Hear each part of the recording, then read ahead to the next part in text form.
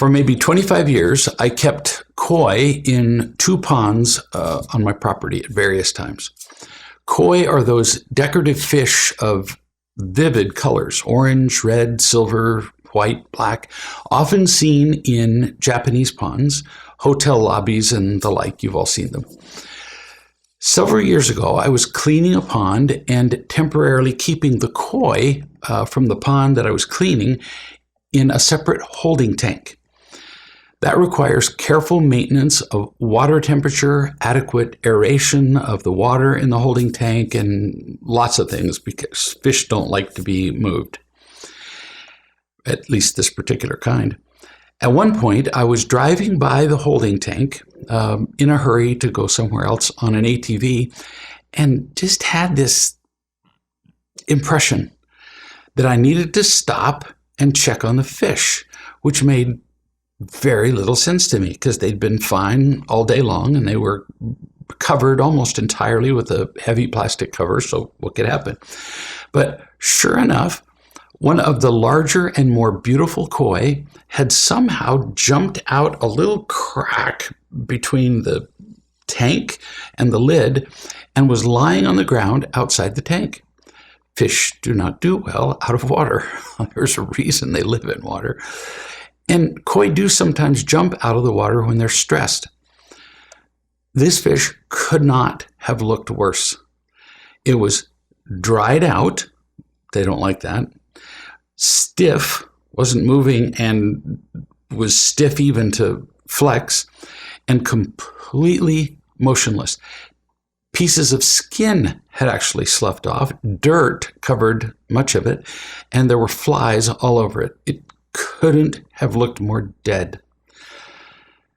But I had this crazy thought. Why in the world would I feel an impression to stop and check on a fish that was dead? So I tried something that I had read about once. Felt almost silly doing it.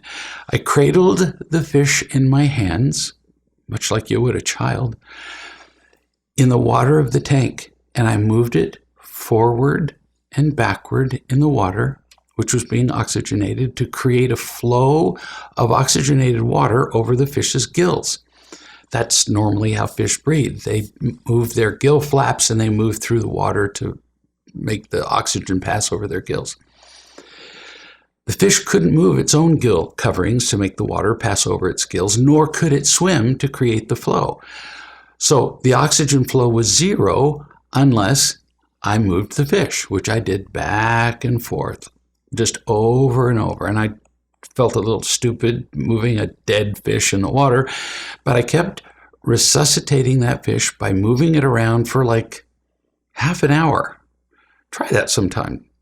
Take a dead fish and swish it around in the water for half an hour. It seems like it's forever. And after half an hour, I saw the first twitch in the fish's muscles. I would not have imagined such a thing possible. After another half hour, the back fin finally moved, propelling the fish forward just slightly. I kept swishing the fish around in the water. Eventually, I let the fish go because it would move its back fin more often, hoping maybe it could swim.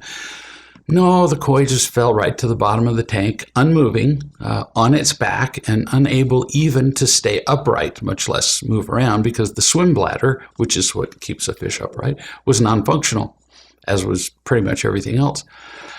For about an hour and a half, I kept moving that fish around until finally it began to stay upright and move forward. Well, eventually, to my shock, that fish completely recovered and stayed alive. It was very cool to see. Not until earlier today had it occurred to me that my experience with the koi was so similar to our experience with children. For example, the koi jumped out of the water not because it was a bad koi, it was trying to do the wrong thing, but because it was simply stressed.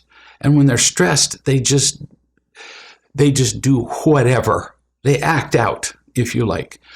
It was stressed by the new scenery, the cramped quarters, different balance of air, bacteria, light, everything. Fish don't like that kind of change. Our children also behave badly, not because they're bad. They jump off the path to eternal life when they're stressed or in pain, just like my little koi. I didn't realize that the koi had jumped out until it was almost dead. Who knows how long it had laid there? As parents, often we don't recognize the seriousness of our children's behavior until it's nearly too late. Till there's depression or attempted suicide, eating disorders, cutting, full-blown video addiction, any number of behaviors that render them unable to function in life. Many parents don't recognize there's something wrong with their children until they're dead. Because I've heard these parents say, well, it happened all of a sudden. No, it didn't. Now, I also learned I couldn't just throw the koi back into the water and hope for the best. Still would have died. I had to really handle the fish gently. Careful not to cause further injury by handling it roughly, but also with just enough touch and energy to enable the resuscitation, nearly a resurrection. Similarly, our children require a great deal of attention once they've acquired patterns of feeling unloved, like tons of attention. Because we're making up for a lifetime of pain, not making up for, helping them heal from a lifetime of pain. Intensive loving and guidance are required.